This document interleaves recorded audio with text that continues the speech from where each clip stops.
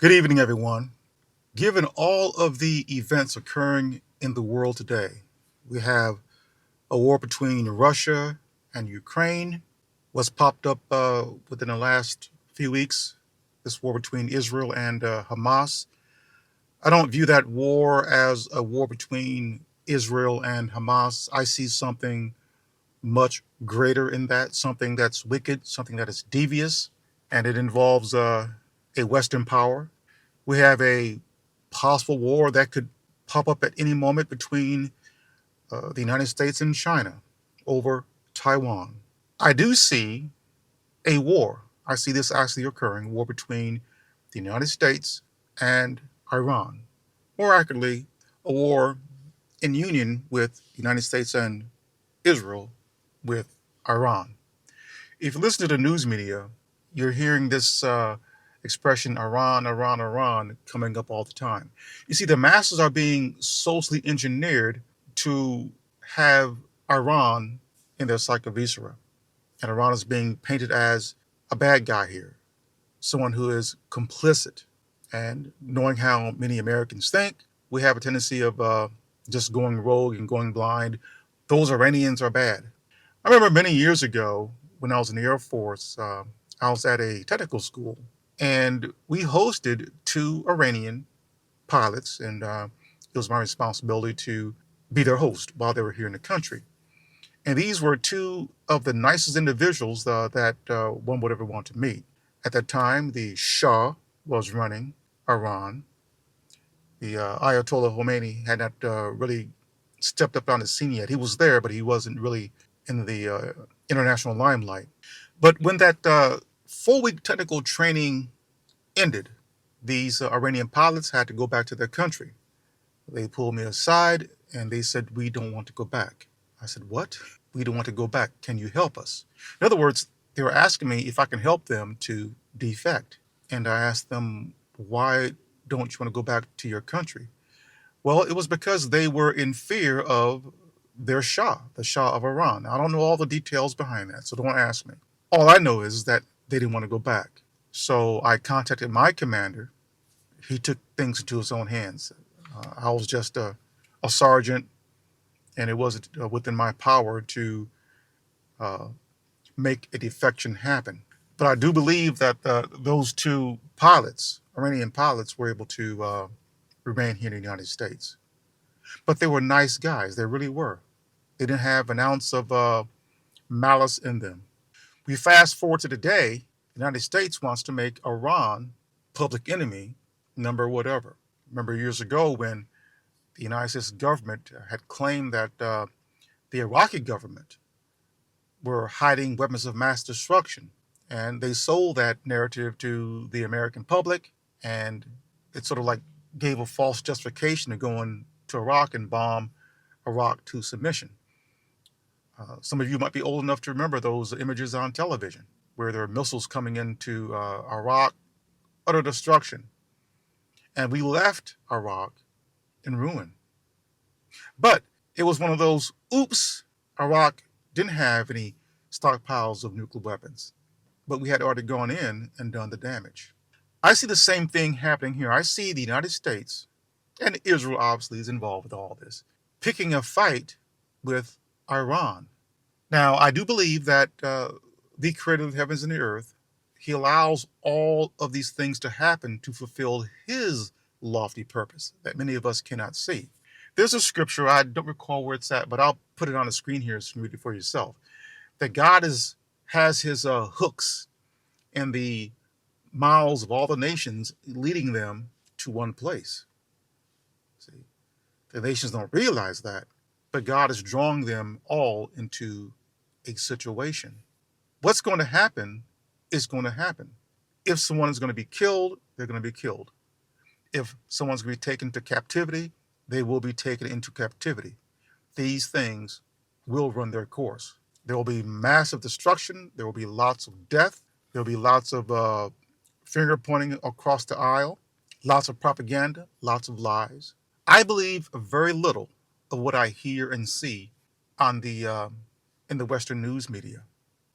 The coverage of the war between air quote, Hamas and Israel, that's all one-sided. The wicked news media here, they're playing that emotional role again, where they're going in for the sympathy vote, where they're showing Israelis who were impacted by that horrific attack. What Hamas did, that was not good at all. But however, and I don't condone that, but I also don't condone the horrific acts that Israel has made it out to the Palestinian people for going on 60 years, occupying their lands, making their movements restricted, where they can't breathe. They're not free. They're in an open air prison for the most part. And if anyone goes into Gaza, and we don't see the news media really doing that like they should, to show the devastation that Israel has made it out to the Palestinian people. Hamas is being used as an excuse to make war with Iran. And what is that all about? It's about the oil, a three-lettered word. I also believe that the world is ran by corporations, wealthy men who are greedy, and they seize upon any opportunity to further fatten their pockets. War is very profitable. If I was a member of the press, at these press conferences, what I'm not hearing are certain questions that I think should be asked to our military commanders and these politicians. If I was a member of the press, one of the questions I would ask is, why are we sending Israel, I believe it's $30 billion to support this war? Israel is one of the most wealthiest countries in the world. Even though it's small, it's very wealthy. A lot of money flows into Israel. Israel's military is second to none. Its intelligence is second to none. So why is the United States sending American tax dollars to Israel to support that war? Israel doesn't need our money. Israel is more than capable enough to defend itself. And it has been doing that for a very long time, since 1948. So what's going on here? I'm going to tell you. Money. War is profitable. That some $30 billion is going to find its way into the pockets of defense contractors, of a few men who run corporations, many of the American politicians. It's about money. Israel doesn't need our money. So why is that question not being asked? Have members of the press been briefed beforehand, before the cameras are turned on, not to ask certain questions? Why are we sending $30 billion that can best be used to help many American citizens who are suffering as I speak, in poverty and in other areas? Why is all that money being sent over there? So there's lots of lying going on, lots of deceit. And why is it that if you criticize Israel for its bad deeds in the past, why does it make you, the criticizer, an anti-Semitic? Yet no tears are being shed for the Palestinians for those some 60 years of being occupied and having their lands taken from them. What I see in the world today, and the media really isn't covering this, the media is really fighting against world sentiment. A large majority of the world, especially people of color, are not down with supporting Israel. Many people are asking the question, what prompted what Hamas did? And why is Israel so hell-bent on bombing Gaza, killing innocent Palestinians? Else, this isn't about apartheid. What is it? No one is extending an olive branch. Why? Because they don't want an olive branch extended. There's no profit in peace. There's profit in war. And as a follower of Christ, I have to be truthful to myself, and I have to side with what is right and not with what is wrong. I am not a respecter of nations. I am a respecter of God and his son.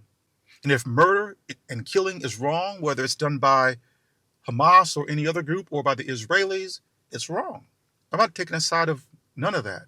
What I see are individual persons, innocent persons, men, women, and children who have nothing to do with any of that, but yet they're the ones who are suffering.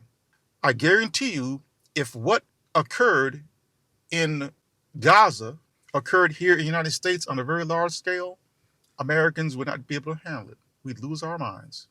It's okay if it's happening to someone else. But I do believe this too. If America, if the United States of America was hit with, say, some natural disaster, let's say, for example, if Yellowstone National Park, which really is a big volcano, let's say if that erupted and it took out half of the United States or more, and the Lahar just blocked the sun out, people can't breathe, plants can't grow, the prices of services and goods go up astronomically. In other words, the United States really is ruined. I don't believe that the world at large will cry or shed a tear for the United States. I really don't. What I'm seeing is that the majority of the world, these are white persons, these are black people, these are brown people, these are yellow people, who are sympathetic with the cause of the Palestinians. And I look at Israel, and I look at its history. Abraham had two sons of note, Ishmael and Isaac. Ishmael's the oldest. He was the firstborn of Abraham. Isaac came some 13 or 14 years after, so Ishmael was the oldest. Who are called Arabs today came from Ishmael, the Egyptians and other Arabs in that region. Israel came from Isaac. But the fact remains is that Ishmael and Isaac are brothers, half brothers, but they're brothers. They have the same father. So we have two nations that are blood related engaged in war. You would think that Israel would take the side of his half brother and make peace. Israel acts as if it is not from Isaac. Israel acts as if it is from another people because it takes advice from a foreign nation. I'm speaking namely the United States. And the United States has Israel doing things that goes against its own religion. What's wrong with that picture? And the United States claims that itself is a Christian nation. I would think that Israel would be smart enough to side and make peace with its own people over there in that region because they're all related. But Israel hasn't done that. Israel has become like a rogue child, and it takes the side of a foreign nation who I believe hates it anyway. I do not believe that the United States loves Israel. What I do believe is that there is some ulterior motive. The United States needs Israel in that region because what's in that region? A natural resource, oil. And when you put the narrative out there that that Iran, they're all bad, that Iraq, they're bad, because there's a natural resource that the United States and Israel want. That's wealth, oil, black gold. There's more to the story than the news media will tell you. The news media works for the U.S. government. That's why, as far as I'm concerned, it's important to look at other news sources other than those within the West.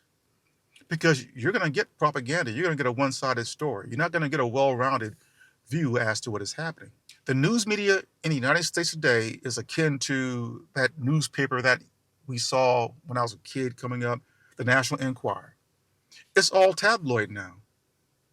It's tabloid. News is no longer news. The Walter Cronkites, they're all gone. What's elevated now are news anchor personalities. So they show the news anchor and they prop them up, their personalities, rather than reporting the news. What's being reported to you and to us is tabloid and propaganda. I don't like my intelligence insulted, whether it's done by a government or by some religious system. I don't like that. Have respect for me as an individual who can think, weigh, decide, and conclude for myself. But it seems like the news media, entire nations, religious systems want to tell you what to think. And if you don't think and believe in the manner in which they want you to believe, then you are going to be labeled as something, whether it's someone who's a traitor, an apostate, a heretic, an unbeliever, or some other label. Within American society, we love to place labels on others because it makes us feel somehow superior to others. We deceive ourselves. It's like we don't want to know the truth. We want to believe what our government tells us to believe and what the religious systems within the government, who are really prostitutes, they sleep with, in a metaphorical sense. Christianity sleeps with the political elements of the world. Christianity is a prostitute, and the government gives her tax exempt status for her services. And that's why it's important for followers of Christ not to become a part of the world and not let the world pollute your thinking. The world isn't going to like you for it. Christianity isn't going to like you for it. But God will be pleased with you because you're showing faith in Him and in His Son, and you're doing as He directed. You're being obedient. You're showing fear of God rather than fear of men. My best advice is stay awake, keep on the watch. Please understand that these things are not indicators that we are in the last days. The last days are many hundreds of years yet future. We've seen nothing yet. We're in that time period that's called the appointed times of the nations. The nations are going to do what the nations are going to do. As Jesus said there, Matthew chapter 24, I believe beginning at verse 6 down to verse 8, that these are the beginning of birth pangs, but the end is not yet. Things are going to get so bad in this world by the time the end does come. It will be as if the world itself has become a massive junkyard, nothing but ruin. People will have lost their minds. Their thought processes is to do bad all the time. Can you imagine? Not even think a good thing.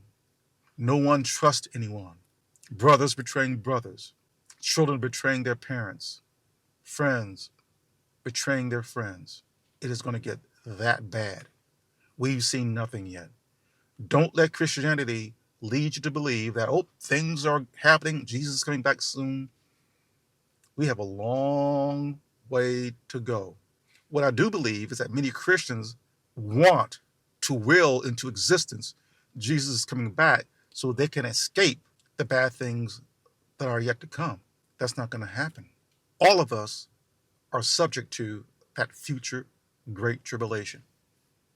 And if you are a follower of Christ, especially you, your faith has to be tested.